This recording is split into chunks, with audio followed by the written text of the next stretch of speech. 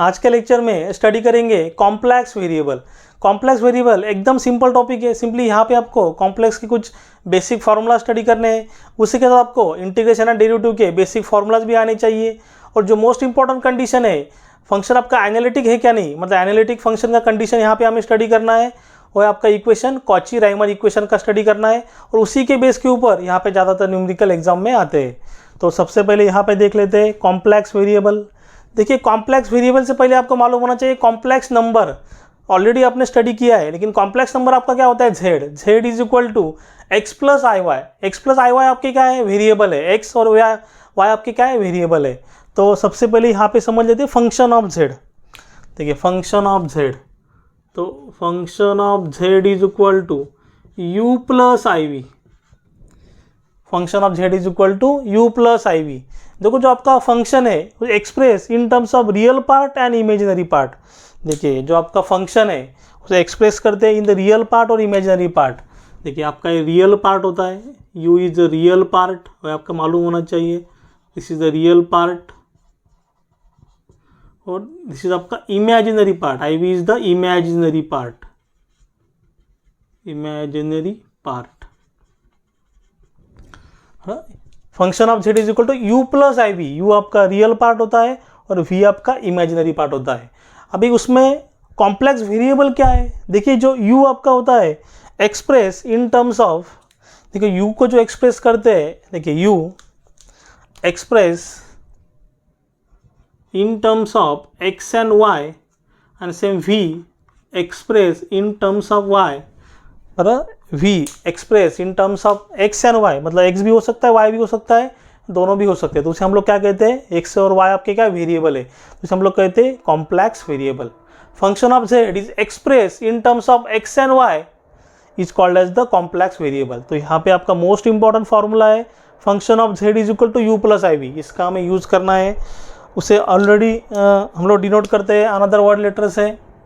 Function of z is equal to you plus I v, नहीं तो w से भी उसे हम लोग डिनोट कर सकते हैं। फंक्शन ऑफ z और w is equal to you plus I v, ये मोस्ट इंपॉर्टेंट है, इसे आपको ध्यान में रखना है। आपका फर्स्ट फार्मूला है। देन देखिए यहाँ पे कॉम्प्लेक्स के कुछ आपको बेसिक फार्मूलाज मालूम होने चाहिए। तो कॉम्प्लेक्स नंबर, देखिए कॉम्प्लेक्स नंबर आपका क्या होता है, कॉम्प्लेक्स नंबर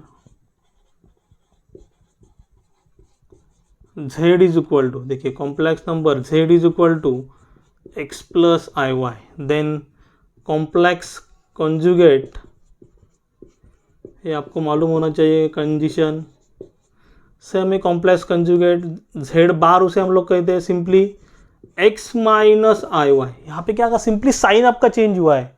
कॉम्प्लेक्स नंबर आपका क्या है, x प्लस आई वाई है, कॉम्प्लेक्स कंजुगेट आपका क्या है, x minus i y. Then mod of z, modulus of z, modulus of z, तो मॉड भी कहते हैं इसे हम लोग। तो मॉडुलस ऑफ z मतलब दो वर्टिकल लाइन के बीच में आपका इक्वेशन होता है। Mod of z is equal to mod of x plus I y, और उसे हम लोग आगे एक्सप्रेस करते हैं under root of x square plus y square, उसे हम लोग बोलते हैं r। देखिए आपके दो फॉर्म होते हैं, कार्टेशियन फॉर्म और आपका पोलर फॉर्म। तो ये आपका टोटल जो इक्वेशन है आपका कार्टेशियन फॉर्म का इक्वेशन है, तो ध्यान में रखिए ये आपका कार्टेशियन फॉर्म है। तो यहाँ पे आपको जो इंपॉर्टेंट फार्मूलाज आपको स्टडी करने हैं, हाईलाइट करने हैं। देखिए फार्मूला आप नोट डाउन कीजिए। फर्स्ट वाला जो आपका फार्मूला है function of z is equal to you plus I we. Function of z is equal to you plus I we, function of z है तो w। देन आपका next complex number z is equal to x plus I y, complex conjugate z bar is equal to x, z bar is equal to x minus i y, then mod of z। देखिए formula आपको मालूम होने चाहिए। Then अभी most important जो condition है Cauchy Riemann equation, मतलब analytic function का कंडीशन, वो स्टडी करेंगे। मोस्ट इंपॉर्टेंट कंडीशन है और इसी कंडीशन के बेस के ऊपर आपके न्यूमेरिकल डिपेंड है। तो एनालिटिक फंक्शन, एनालिटिक फंक्शन, देखिए एनालिटिक फंक्शन आपका एक कंडीशन है, इसे डिराइव किया है कॉची राइमन ने, तो उसे सी आर इक्वेशन भी मतलब बोलते हैं। सी आर इक्वेशन नहीं तो Cauchy Riemann equation, Cauchy Riemann equation, short form में उसे बोलते हैं CR इक्वेशन। CR इक्वेशन तो मोस्ट इंपॉर्टेंट इक्वेशन है। देखिए इसी के बेस के ऊपर आपको न्यूमेरिकल सॉल्व करने हैं। तो देखिए फॉर्मूला आपको रट्टा नहीं मारना है, तो मैं एक आपको ट्रिक बताता हूँ, सिंपल ट्रिक आप फॉलो कीजिए। यहाँ पे आपका U होता है, यहाँ पे आपका U, यहाँ पे आपका V, यहाँ पे आपका X, यहाँ पे आपका Y। देखिए कंडीशन आपको कैसे, यहाँ पे फॉर्मूला कैसे राइट डाउन करना है। यहाँ पे डेरिवेटिव लेंगे विथ रिस्पेक्ट टू x, यहाँ पे डेरिवेटिव लेंगे विथ रिस्पेक्ट टू y। देखिए x और y दोनों है, तो इसे हम लोग यहाँ पे क्या लेते हैं, पार्शियल डेरिवेटिव लेते हैं। यहाँ पे हम लोग क्या करते हैं, पार्शियल डेरिवेटिव कैसे लेंगे। देखिए फर्स्ट जो इक्वेशन है डबा u बाय डबा x, पार्शियल डेरिवेटिव कैसे लेते हैं। देखिए डबा u बाय डबा x, देखिए differentiate with respect to x, u को हमने डिफरेंशिएट किया विथ रिस्पेक्ट टू x, डबा u बाय डबा x इज इक्वल टू डबा v बाय डबा y, इसे हम लोग पार्शियल डेरिवेटिव बोलते हैं। और पार्शियल डेरिवेटिव कैसे सॉल्व करना है मैं आगे जाके आपको बताता हूँ। मोस्टली डिप्लोमा स्टूडेंट्स को मालूम नहीं होगा, लेकिन जिन्होंने फर्स्ट ईयर इंजीनियरिंग में एडमिशन लिया है उनको मालूम है कैसे सॉल्व करना है। डबा u बाय डबा x इज इक्वल टू डबा v बाय डबा y। देखिए u with respect to x, v with respect to y। Then आपका अनदर कंडीशन है, अभी क्रॉस करेंगे।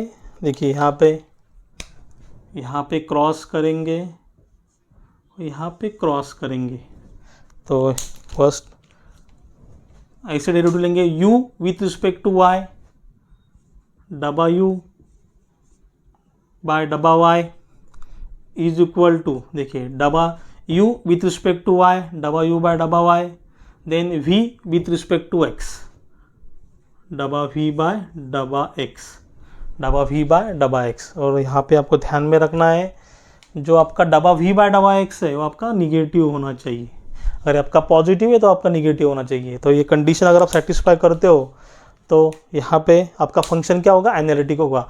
और एनालिटिक फंक्शन के ऊपर ही आपके ज़्यादातर न्यूमेरिकल डिपेंड है, तो इसे आप ध्यान में रखिए। फॉर्मूला को हाईलाइट कीजिए, कंडीशन को हाईलाइट कीजिए। देखिए यहाँ पे हम लोग सिर्फ इंट्रोडक्शन पार्ट ही देखने वाले हैं, नेक्स्ट लेक्चर में हम लोग इसके न्यूमेरिकल सॉल्व करेंगे। तो एकदम सिंपल है, यहाँ पे आपको बेसिक के फार्मूलाज मालूम होने चाहिए, देन कुछ बेसिक आपके इंटीग्रेशन डेरिवेटिव के फार्मूलाज आपको आने चाहिए। अगर आप डिप्लोमा स्टूडेंट हो तो आप जरूर एक बार इंटीग्रेशन और डेरिवेटिव के फार्मूला रिवाइज कीजिए। जैसे हम न्यूमेरिकल सॉल्व करेंगे वहाँ पे मैं आपको बताऊँगा ही।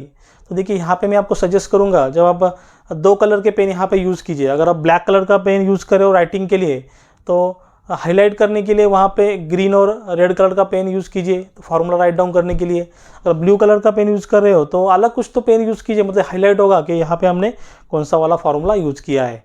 तो ज़्यादा प्रॉब्लम डिफिकल्टी आएगा डिप्लोमा स्टूडेंट्स के लिए। डिग्री स्टूडेंट्स के लिए एकदम ईजी है, डेरिवेटिव कैसे लेना है, इंटीग्रेशन कैसे लेना है, और बाकी जो मेथड्स है कौन से मेथड हम लोग यूज़ करने वाले हैं, तो यहाँ पे हम लोग डिटेल में स्टडी करेंगे। फिलहाल ये आप नोट डाउन कर लीजिए। अगर इसमें कुछ भी डाउट रहेगा तो आप मुझे कमेंट में बता सकते हो। Thank you.